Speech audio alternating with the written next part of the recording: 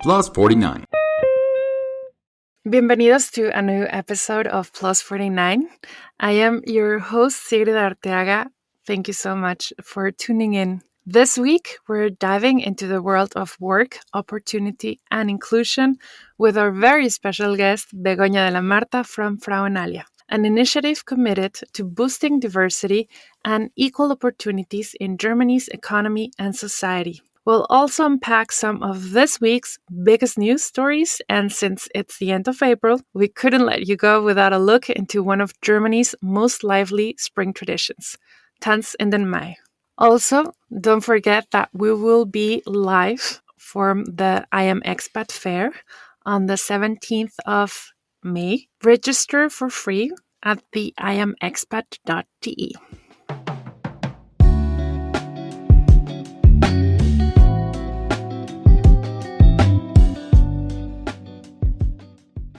It is time to check in with what's been making headlines in Germany this week, because there is plenty to unpack. First up, Berlin's integration senator, Kancel Kielsteppe from the SPD, is calling for easier access to the labor market for immigrants.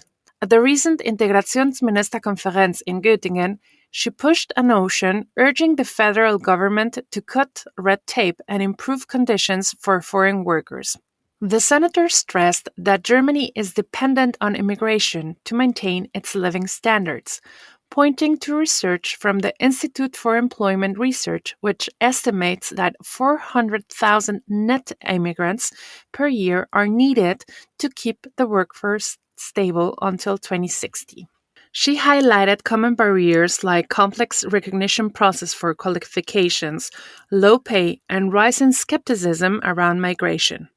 The proposal calls for reforms to federal funding programs and stronger support for company integration foreign talents. In her word, we must act urgently. Meanwhile, Germany is rolling out the long-awaited electronic patient file, or EPA. Starting April 29th, practices can begin using the system voluntarily.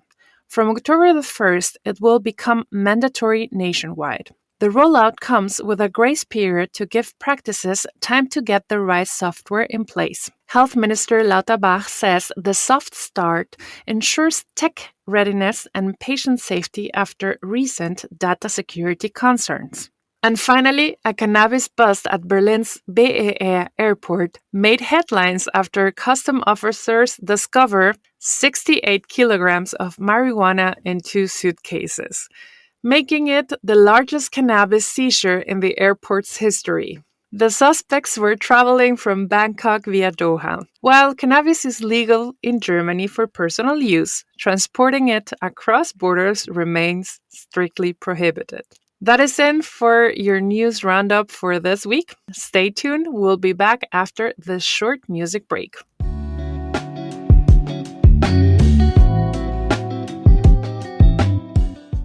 It is the end of April, and across Germany, there is one thing. Tanz in den Mai is just around the corner. On the 9th of April the 30th, people gather to say goodbye to winter and welcome spring, with music, dancing, bonfires, and plenty of celebration. But where does this tradition come from? Well, its roots go back to ancient times, specifically to the Walpurgisnacht. According to the legend, this was the night when witches would fly to the Broken Mountain in the Harz region, gathering around roaring fires to dance, cast spells, and celebrate the devil himself. Well, that sounds like something out of a fairy tale. The tradition lives on, especially in the Harz, where thousands still dress up as witches and devils to party through the night. In the rest of Germany, Tanz in den Mai has taken a little bit more of a modern feel. People celebrate with parties, concerts, and festivals. The best part? Well, May 1st is a national holiday, Tag der Arbeit, so staying out late is encouraged. Another beloved tradition is the Maifeuer, or May bonfire. Much like the Easter fire, these flames are meant to chase away the spirits of winter, please, very, very far away, and light the way into the warm half of the year. Then there's the Maibaum, or maypole. a beautiful decorated tree that pops up in a village squares and city centers across the country, especially in Bavaria, North Rhine-Westphalia, and the Rhineland. For many, it's not just a festive decoration, it is also a romantic gesture. You see, in other places of the world, you get flowers. In Germany, you get a pole with decorations. Anyhow, in some regions, it's customary for young men to place a small, lovingly decorated birch tree outside the home of their crush.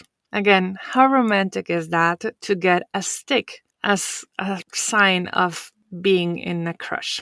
And what would a proper Mai Fest be without something sweet to sip? And alcoholic as well, please?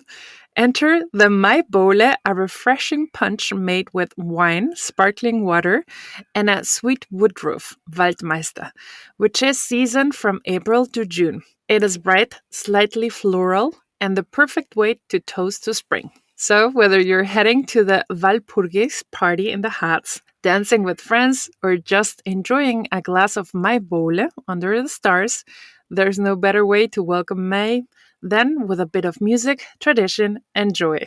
And a stick.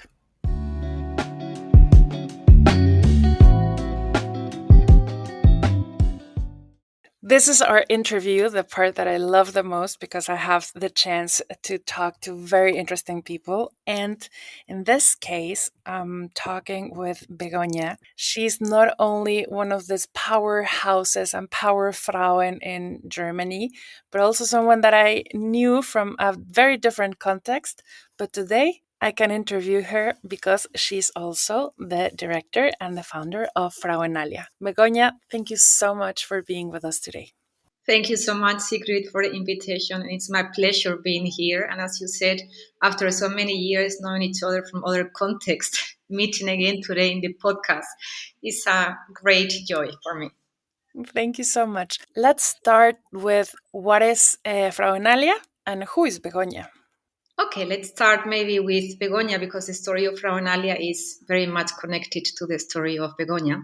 So Begoña is a Spaniard, expat from Spain, who has been living in Germany for the last 25 years. And it's already half German. I always say so. Half of my heart is Berliner and half Spanish. I come from Andalusian, and as I said, I moved to Germany in 1999. And I actually, the first time I was in Berlin, it was in 96. It was in the summer. I came to make an internship during my studies, my university time, and I fell in love with the city. I thought Berlin is so great. It was summer. I was bringing kind of autumn Andalusian clothes. And it was so hot that summer that I remember I had to go and make some shopping here and buying t-shirts and shorts. So 3 years later, you know how it is. So sometimes destiny plays crazy. And I came back to Berlin. But the big difference was that I arrived at the beginning of October, just starting the summer. So then I found a city which I hadn't met when I was here in 96 in the summer. So my first winter here was especially difficult because I thought this is not what I was dreaming of. And then the spring came and then the summer came again. And I thought, yeah, this is the city which I met 3 years ago. But still, I'm still in love with Berlin. That's why, that's the reason why I remained here. And I have been living here, happily living here for the last 25 years. And my professional background is I'm a lawyer from profession, and I have been practicing, I was practicing law for 15 years here until I became mom. And then I realized at the time my son was born, I was partner in a law firm, and I realized it is not possible to combine being a mom, spending time with my son, and keeping the rhythm of my professional life. So I decided to take a break. And in this break, actually becoming a man was for me, let's say, before and after point in my life in Germany, because being an international lawyer in Berlin, it was somehow my description or how I was qualified. And then suddenly I became mom, and I realized, yeah, I am an international lawyer, but I am a migrant here. And so I had to go through this migration process, which many people go through when they arrive to Germany. I went through this migration process after being 15 years here in Germany.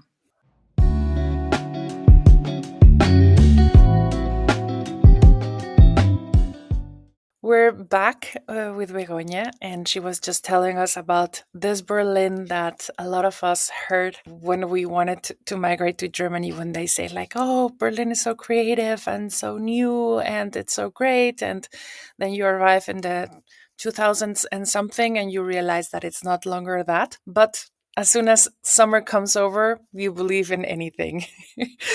Begoña, you were telling us about your process after 15 years in Berlin, starting to be a migrant mom, and how that evolved. Yes, exactly. And then, so I took my Elternzeit, no?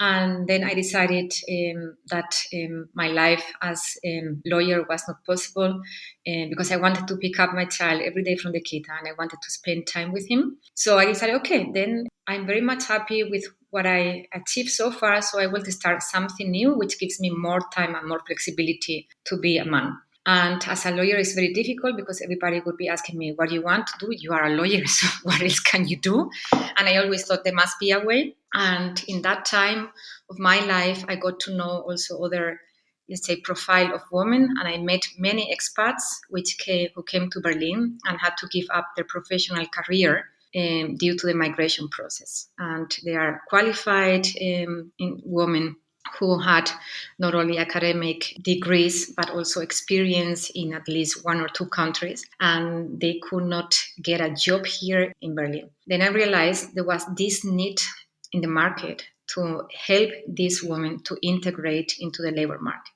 And living my own process of finding a new professional path, I thought, for me, if it's so difficult for me and I can speak German, I have a network of many people after working here 15 years. I have experience here. So how difficult should be for all these women who don't speak German so far with a B2 or C1, who don't know the system and who don't know anybody. So then I thought, okay, this gave me the impulse to and the idea to found Frauenalia. So basically what Frauenalia does is helping female expats to continue their professional career in Germany, either as employee or founding their own businesses. And because it's not a question of getting some job, it's a question of keeping developing and growing professional in this country. And that's why Frauenalia exists, and that's what we do with our clients.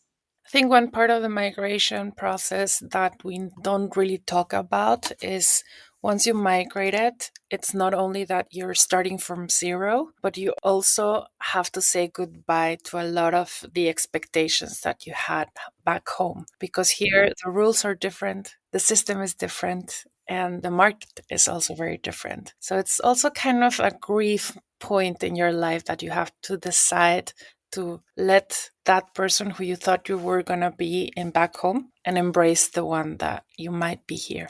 Absolutely, Sigrid. Yeah, this is one part of our identity which we grieve and we need to let go, to also allow space for, as you said, yeah, letting space for our new identity to arise and being bold, not being afraid. And I can tell you, we have so many Volksgeschichte. We have so many cases of women who went through the process with us and they are happily working in German companies or who found their business and also through funding their own companies could also develop ideas which they had maybe in their countries and maybe they would have never thought of becoming entrepreneurs. But the migration process, as we were speaking, and the situation in Germany allowed them and brought them to these new ideas and this new path of personal and professional development.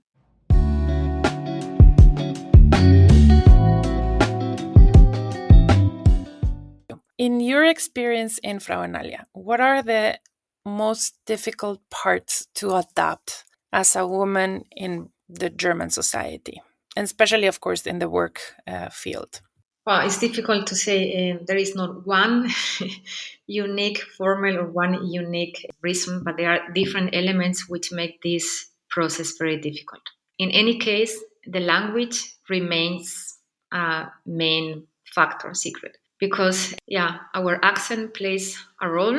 Not only reaching B2 or C1 of the German level, there is this. I was shortly in a conference. It was international doctors, and the keynote said that is the game of the B2. No, many people think that when they arrive to Germany and they are going to reach the B2, then they will be ready to integrate into the German market, labor market. And they realized after getting B2, he was saying you can only say yeah, no, and not more than that. No, so this is a truth. I mean, many people come here. Okay, once I get the B2, then I can start sending my CVs, and then I will go to job mess and whatever. They realize in many cases with the B2 is not enough, to get into the German market or to get a job offer. So the language plays a big role and creates a big insecurity at the beginning. The second issue is the not knowing the system. We have women here who arrive and say, I sent 80 CVs and I got no response. What is the reason for that? Yeah. And on the other side, we get also the information from German employers that people that they get many applications from no German who don't really answer to the job offer.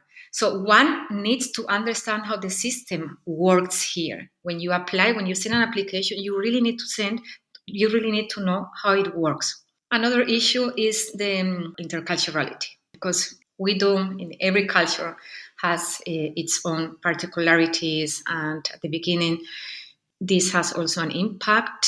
Getting to know and accepting the German culture is part of this growing process of your new identity. And it's important to feel in peace and to be satisfied with the new identity which we develop here. So these three main issues is, let's say, it's always the common factor which we observe in women. So it's basically a lifelong task you're asking. Absolutely, because you never stop learning German. But many people ask me, for example, about the accent. No, I think that most of us go through this, let's say, trauma of after being so many years here and still have this accent. Yeah, but this is part of our personality, and until you reach that point where you say, "This is what Begoña is about."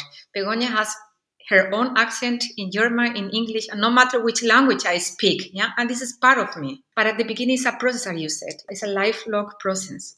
It's beautiful. It's the best way to describe it. Just embrace who you are now and embrace your accent. I think that's beautiful.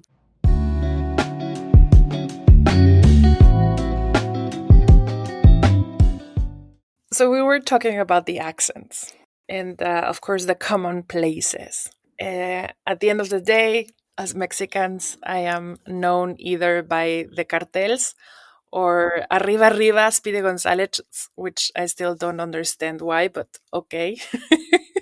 Or Chile con carne, which is also not Mexican, but oh well, it is what it is. What are the stereotypes that people believe that who are trying to adapt to Germany and they are still, this typical stereotypes from the Germans?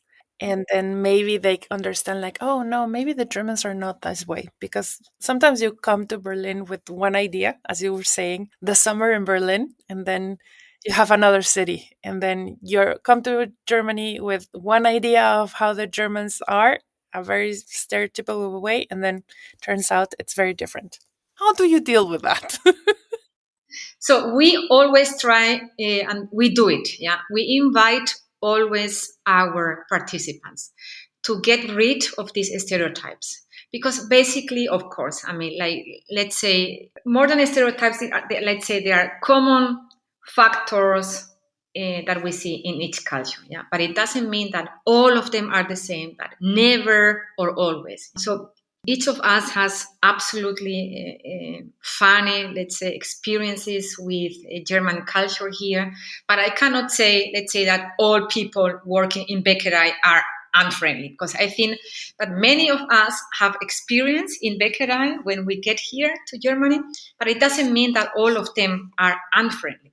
So this is a small example, yeah. But this is what one main issue when we start working with our participants is to invite them to take another perspective. And the fact of maybe having had a not very nice experience with a German person, it doesn't mean that all German people are like this.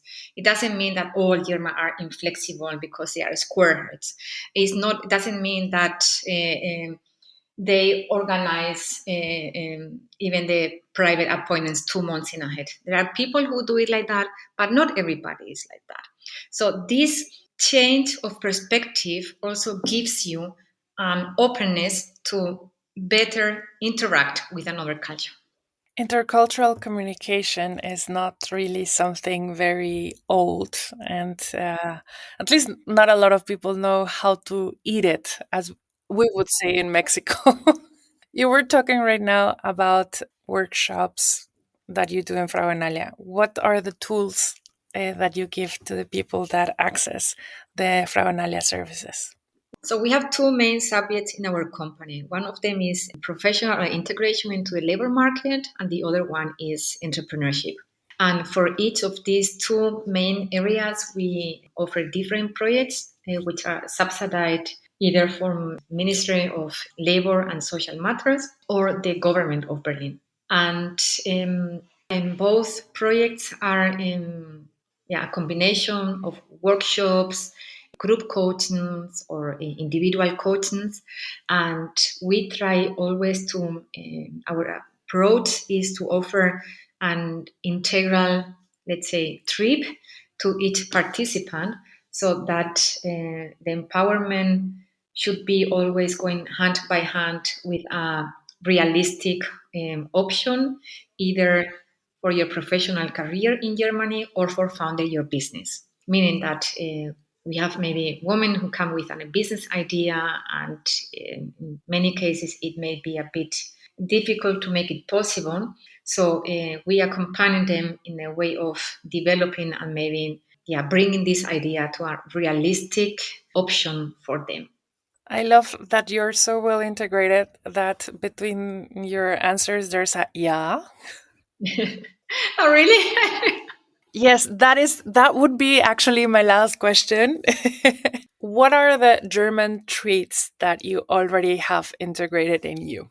It's not tricks. I think that this migration process allow us to build up our new identity on a consciously way. Yeah. So you decide which, let's say, subjects, which properties from the German culture you want to assume or you want to take over. And based on that, you have a puzzle, and then you decide, okay, which pieces I'm taking over. So I took over, in any case, the punctuality, because, Sigrid, we come from cultures when being punctual is not polite. So you have to be impunctual. Otherwise, people say, it's 8 o'clock, what she's doing here. So this is, in any case, something which I assume.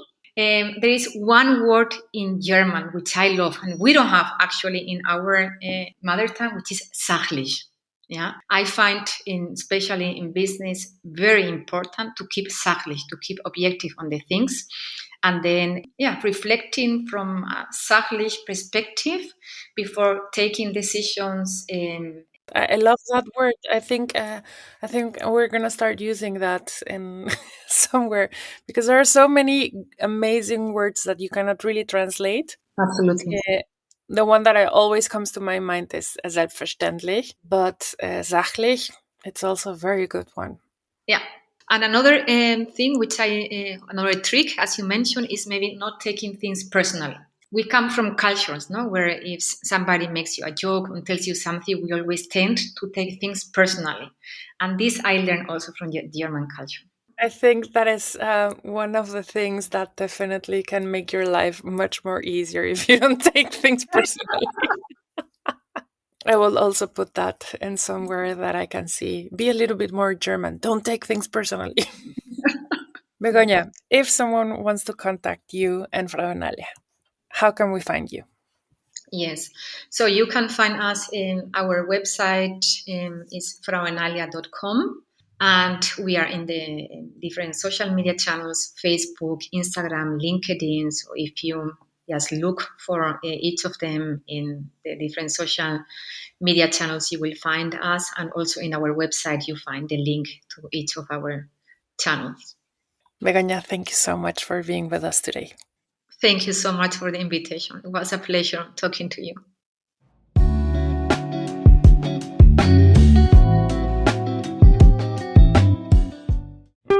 Plus 49. Ask a German. So my question is the following. What is a German humor? What do you understand about humor in Germany? You know what? Because I come from Andalusian and we make jokes all the time. We laugh about ourselves all the time. Yeah. And when I came to Germany, I realized my colleagues could not understand my jokes. They were looking at me so weird. And this is one of the things which I had to get rid of my humor because it was not understood here. This is something which I hear also from many expats. Yeah, Germans never make jokes. Which kind of humor is that? When people think about Germans and humor, the stereotype is pretty clear. Germans are serious, efficient, and about as funny as a text form. But I would say that's far from the truth. German humor absolutely exists. It's just a bit different from what many international audiences are used to. Because one key characteristic is its dryness. German humor is often incredibly dry, so that without paying close attention, you might not even notice someone is joking. Actually, there's rarely a change in tone or facial expression to signal a punchline.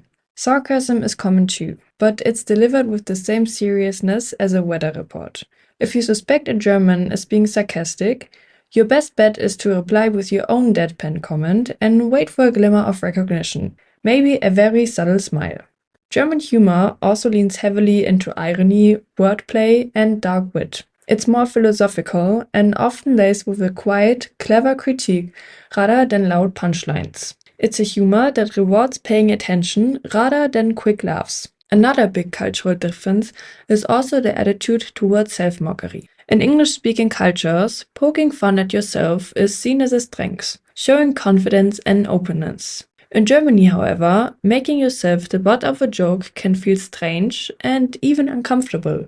Germans prefer their jokes to be aimed at broader situations, cultural absurdities, or social quirks, not necessarily at themselves. The comparison with British humor often comes up, and for good reason. Both can be dry, sarcastic, and witty. However, British humor often plays more openly with absurdity and self-deprecation, while German humor stays closer to real life and tends to be more precise, almost intellectual. And in professional settings, don't expect a lot of joking around. Meetings, emails, even casual chats with colleagues, Germans like to keep it pretty formal. But don't worry, that doesn't mean they don't have a sense of humor. It's just more reserved for private moments among friends or family.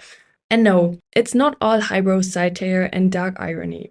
Germans definitely appreciate the simple, goofy stuff too. Take dad jokes, for example. I personally grew up with a dad who loved telling the absolute worst jokes you can imagine. You know, the kind where the punchline is so bad, it's actually hilarious. Germans love those. Or at least I did when I was younger and even today. In fact, the art of telling a ridiculously unfunny joke and then laughing about it, how terrible it is alive and well here.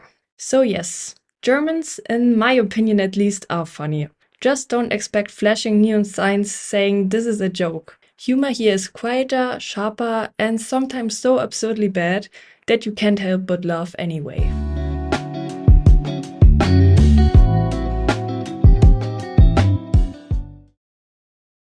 that's it for this week's episode of Plus 49. A big thank you to Begoña from Frauenalia for sharing her insights and her passion for building a more inclusive and diverse workforce here in Germany. Thank you also, Marlene, for producing this show. We hope today's stories give you plenty to think about. And don't forget, whether you're dancing into May or simply enjoying the longer days ahead, spring in Germany is full of energy, renewal, and a little bit of magic. We hope to see you at the I Am Expat Fair on May the 17th. And we will be back next week with more expat voices and local insights. Until then, take care, stay curious, and happy Tanz in den Mai. Hasta la próxima.